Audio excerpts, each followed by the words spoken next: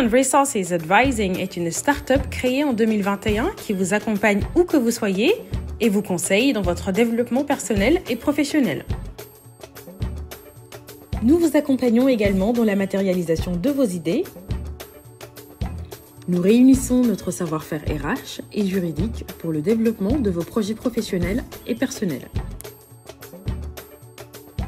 Nos services: définition de carrière professionnelle, accompagnement à la recherche d'emploi, alternance et stage, accompagnement aux entretiens professionnels, conseil et réorientation d'études, mobilité internationale, notamment vers la France, coaching et développement personnel.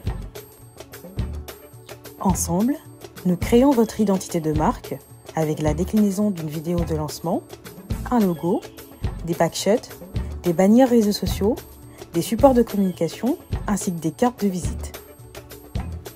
Nos valeurs: écoute, conseil, réalisation. Avec Human Resources Advising, on vous garantit un accompagnement RH de proximité.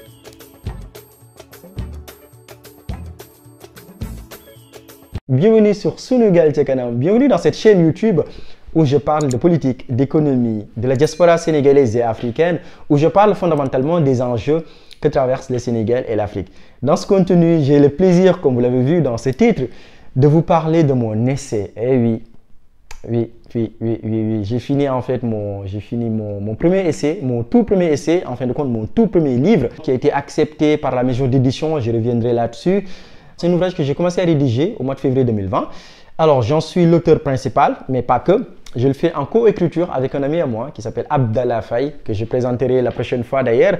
On fera un contenu ensemble pour expliquer un peu le process de la rédaction de cet essai. Je suis très content de vous en parler et j'ai voulu effectivement partager ce moment avec vous, partager ce process d'écriture avec vous, partager aussi de quoi on va parler. Enfin, je pense que le titre, je vais un peu le garder en suspense pour l'instant, en attendant d'avoir le retour de la maison d'édition. Mais ce qui est sûr, c'est qu'aujourd'hui, le livre, il est bouclé. J'attends juste la préface. Alors, j'ai entamé la rédaction de cet ouvrage-là au mois de février 2020. Donc, février 2020, quand on a lancé, alors je pense que beaucoup, la plupart des personnes qui me suivent, en tout cas, ont été au courant de la pétition qu'on avait lancée pour exiger le rapatriement de nos compatriotes sénégalais de Wuhan, donc qui sont en Chine continentale. Et la République du Sénégal avait refusé de procéder à leur rapatriement. Et donc, on avait lancé une pétition justement pour exiger le rapatriement parce que, comme le stipule la Constitution sénégalaise, l'État du Sénégal a l'obligation d'assister chaque Sénégalais, où qu'il puisse se trouver.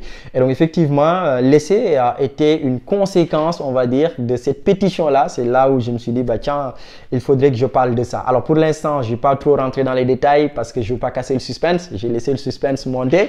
Mais ce qui est sûr, c'est que c'est un essai. Donc, un essai, c'est un genre littéraire dans lequel on donne notre point de vue.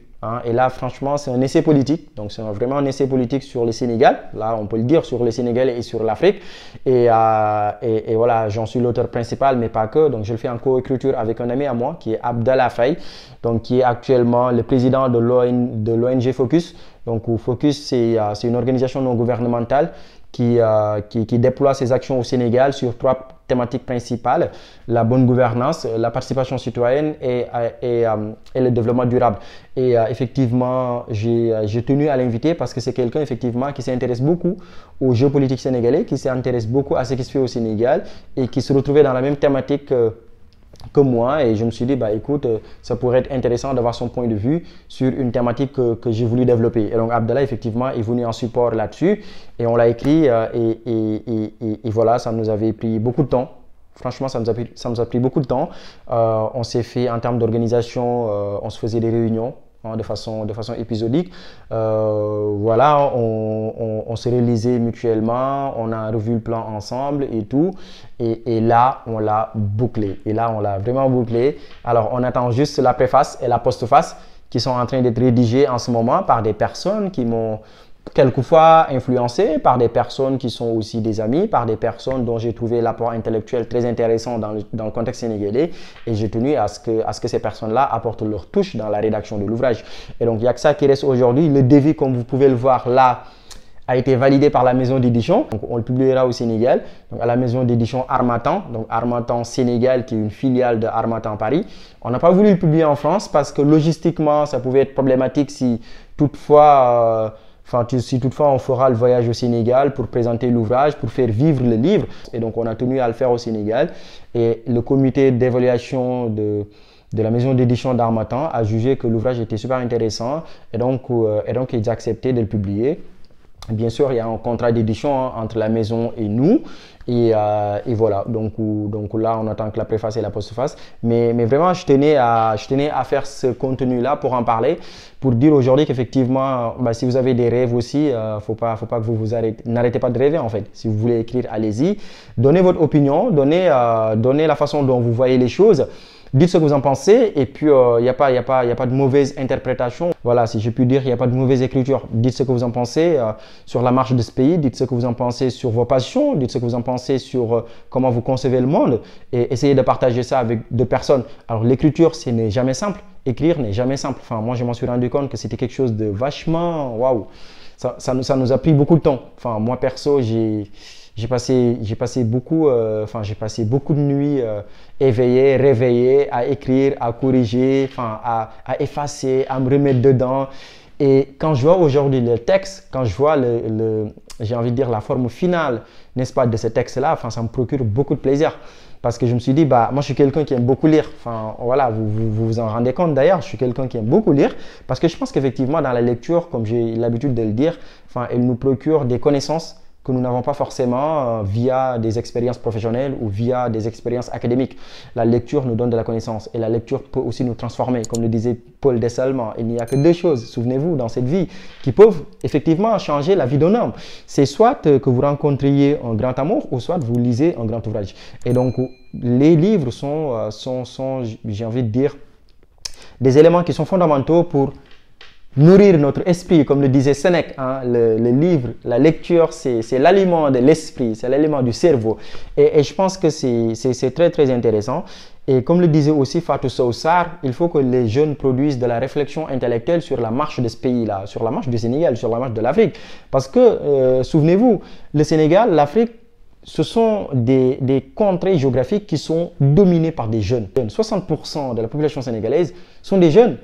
Autrement dit, ce sont des personnes qui sont comprises entre l'âge, n'est-ce pas, de ce que Sandra Rodriguez appelle d'ailleurs la jeunesse de l'information. Autrement dit, cette jeunesse-là qui a 15 et 35 ans en fait au Sénégal. Donc 60%, 42% des Sénégalais ont moins de 15 ans. C'est ce qui ressort justement du rapport de l'Agence nationale de la statistique et de la démographie de 2015. Donc 42% des Sénégalais ont moins de 15 ans, 52% des Sénégalais ou 50% des Sénégalais ont moins de 20 ans, 60% moins de 35 ans. Donc la jeunesse sénégalaise, je veux dire, le Sénégal, c'est un pays jeune. Et donc, il faut que les jeunes, effectivement, produisent de la réflexion intellectuelle sur la façon dont nous voyons ce pays-là. En termes de planning, effectivement, je pense que globalement, avant la fin de l'année, on l'aura. Avant la fin de l'année, on aura l'ouvrage. L'ouvrage sera publié d'ici janvier, d'ici janvier 2022.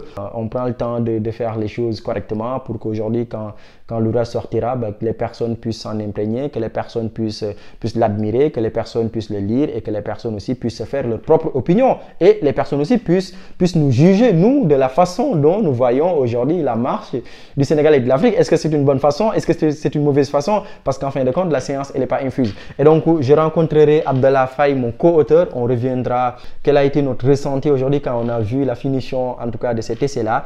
Qu'est-ce qu'on en a pensé? Je le rencontrerai en Haute-France pour parler de tous ces éléments-là. Je m'en arrête là aujourd'hui. En attendant de rencontrer Abdallah Faye pour revenir plus largement sur le bouquin. Merci beaucoup. J'espère que ce contenu vous a plu. Si tel est le cas, n'hésitez pas à vous abonner à la chaîne, à la liker, à la partager surtout.